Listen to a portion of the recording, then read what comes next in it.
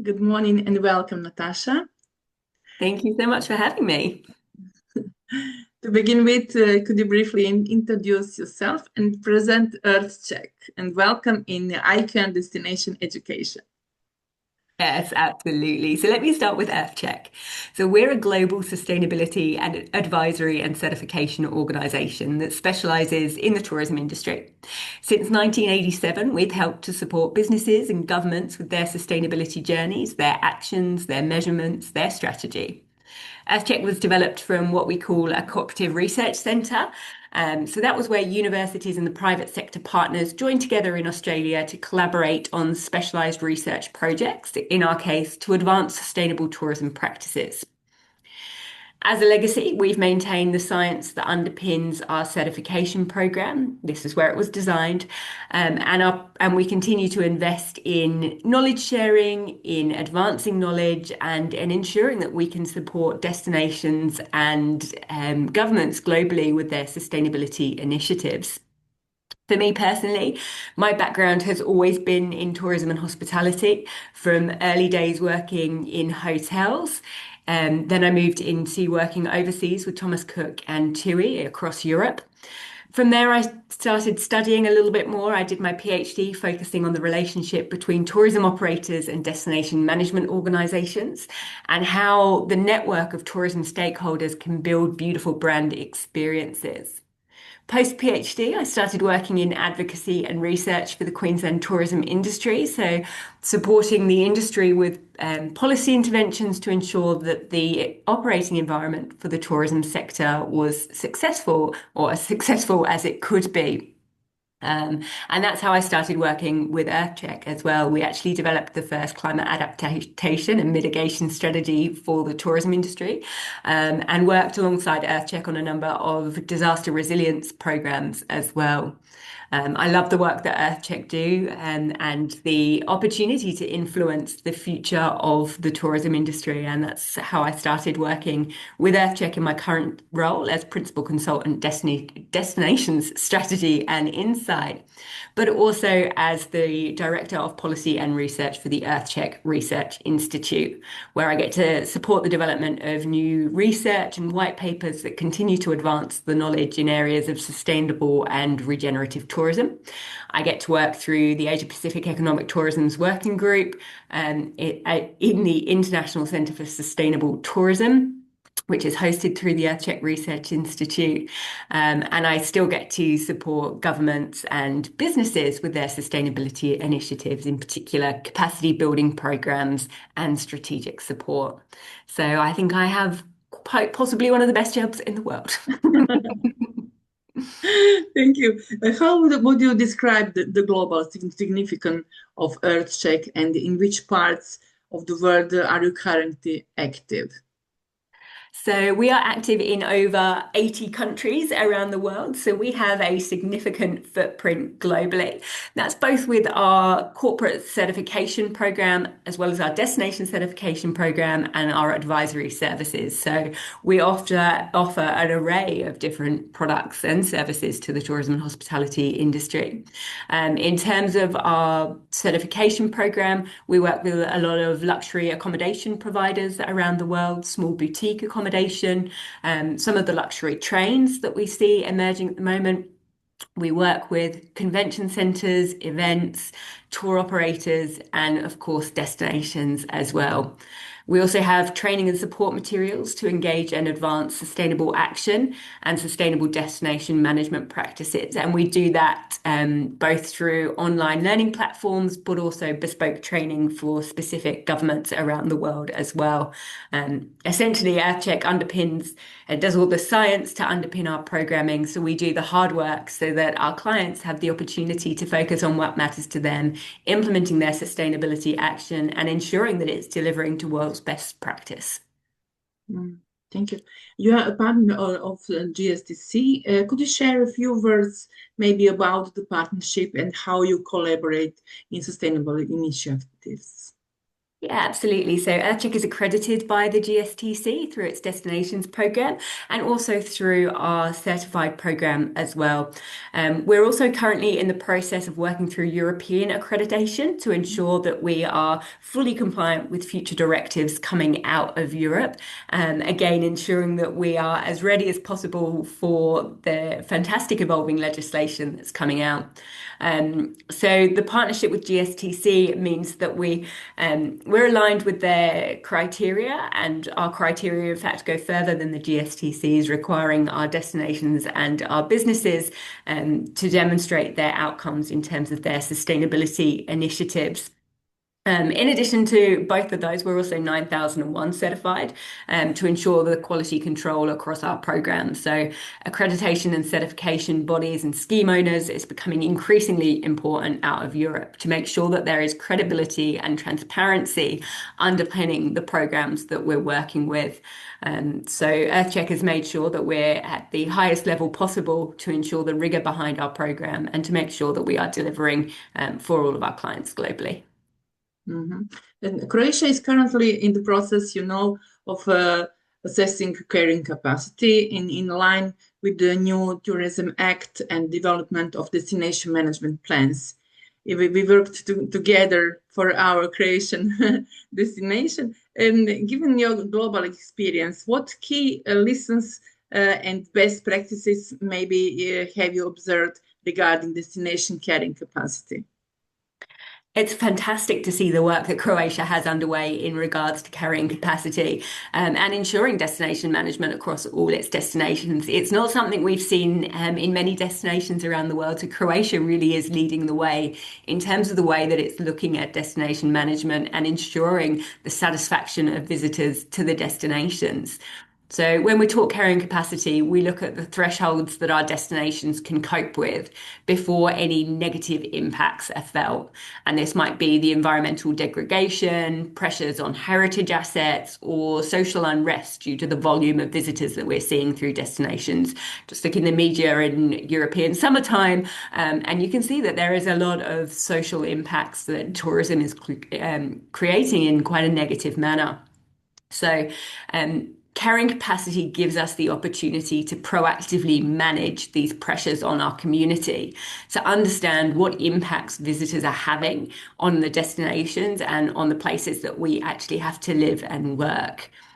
So what we've seen really work well in carrying capacity in varying jurisdictions is that it's a tool that's utilized as part of a broader destination management approach that's used proactively to shape visitor flows and movements rather than becoming a static number that's suggesting that there's too many visitors in our destination.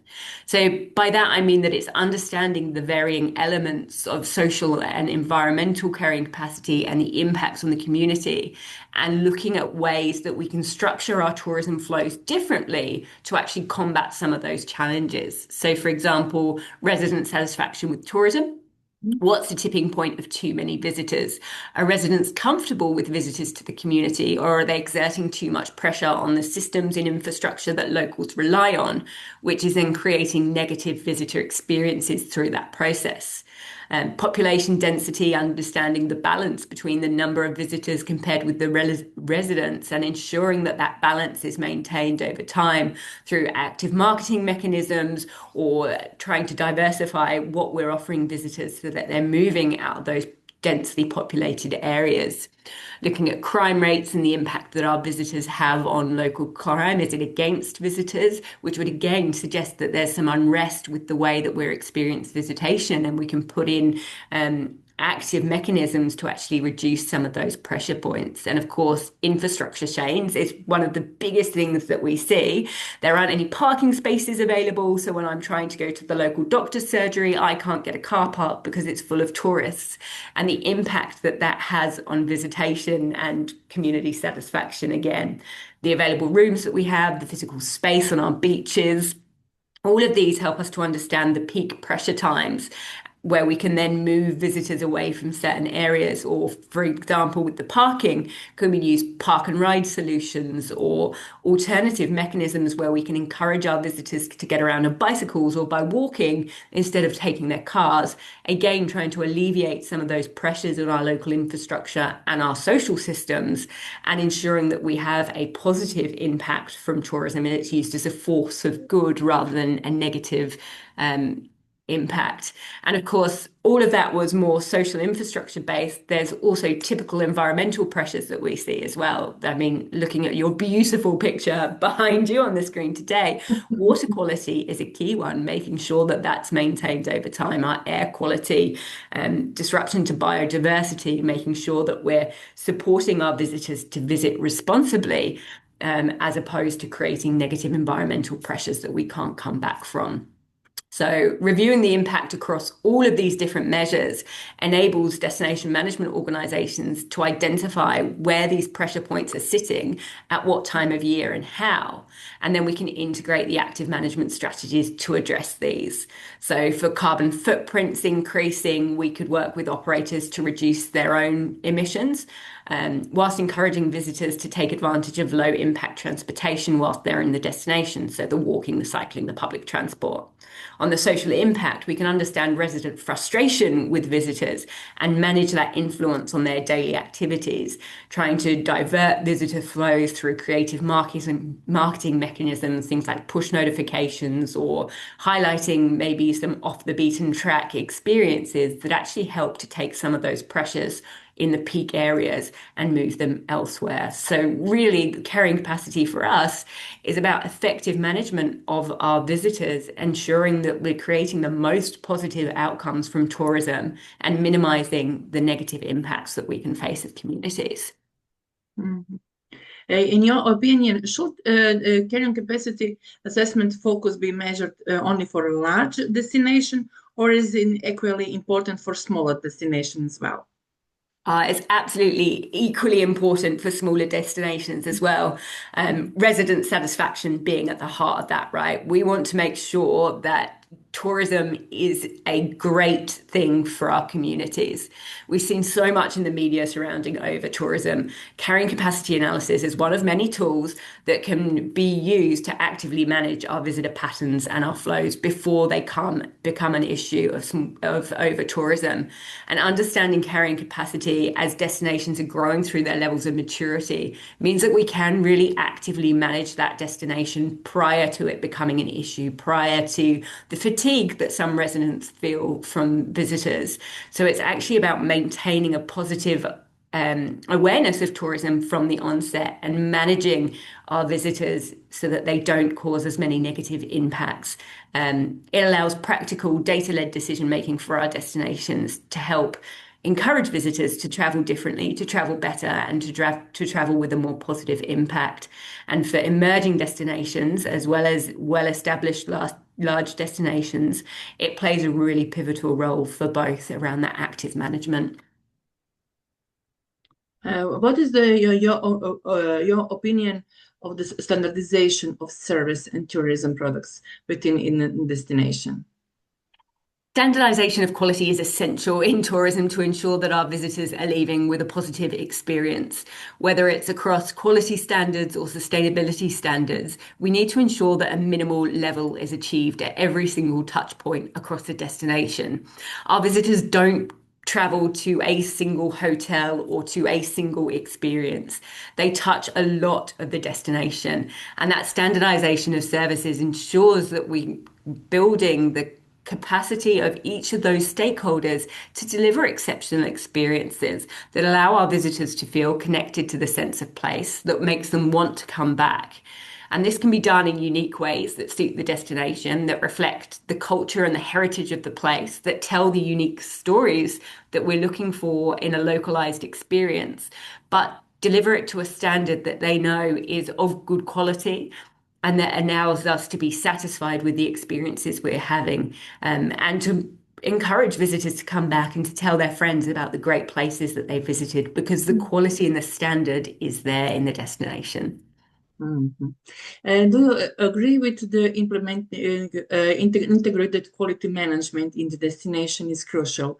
For example, through our system, such as we apply in IQM Destination, what do you think about this kind of concepts in the destination?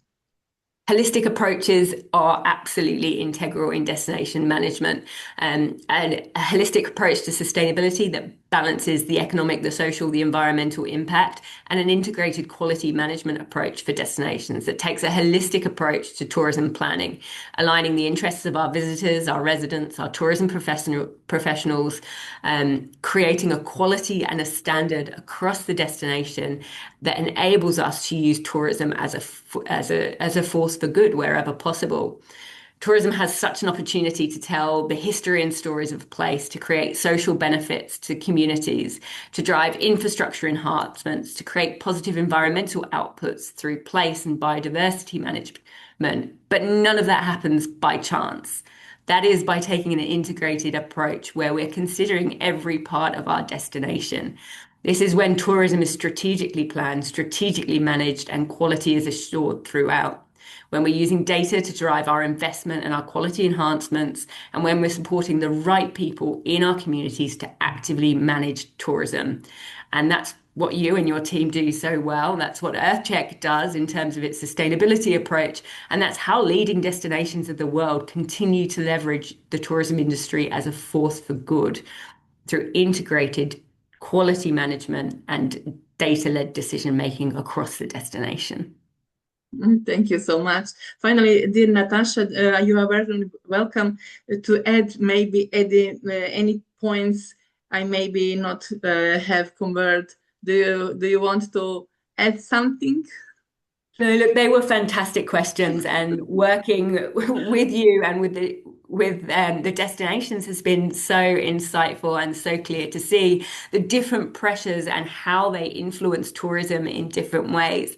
And I think that's one of the key learnings across carrying capacity is that it isn't the same for every destination.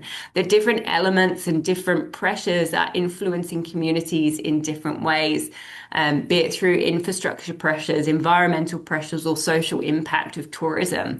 And we need to be considerate about what we're fixing, how we're shaping tourism in a way that is respectful of the unique communities that we're working with, understanding what our local residents want to achieve through tourism, and leveraging all the levers that we have available to us through policy, through visitor management, through marketing, and through strategic planning to actually ensure that those outcomes are received through the way that we design our tourism sector. So it has been an absolute pleasure working with you and supporting destinations to understand how these different elements of their system interact and what we can do differently and how we can grow tourism respectfully moving forward.